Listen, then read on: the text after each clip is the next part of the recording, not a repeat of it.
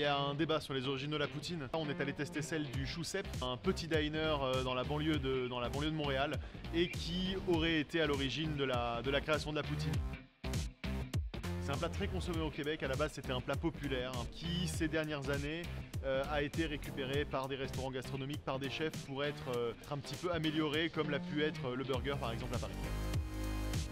Alors moi j'adorais la poutine. J'en mangeais au Moose Head à Paris, à Odéon, qui en fait depuis des années. C'est un bar à sport, un bar québécois, un bar canadien à sport. J'adorais ça et je suis donc allé chercher mon grand frère qui a travaillé 6 ans au Québec en tant que chef cuisinier, qui est toujours chef cuisinier, qui avait des restaurants à Paris. Et on s'est lancé dans la maison de la poutine avec un troisième associé avec qui j'avais déjà travaillé aussi.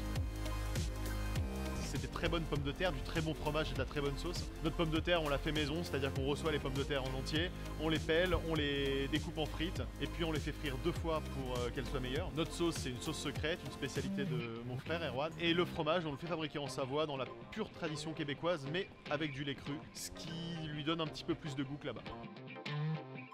On a la recette Montréal, la même que vous trouverez à Montréal. On a aussi une déclinaison végétarienne, c'est-à-dire qu'il y a du fromage dedans mais la sauce est sans viande. Et bien sûr toutes les frites sont de toute façon frites dans de l'huile végétale. On a la coquette avec du poulet et du sarrasin. On a une légumeuse par saison, c'est une végétarienne avec des légumes en plus. Donc en ce moment c'est du butternut, des petits pickles et des marrons. On a la bûcheronne avec du bacon, des lardons et la tabarnak effilochée de bœuf revenu dans du sirop d'érable.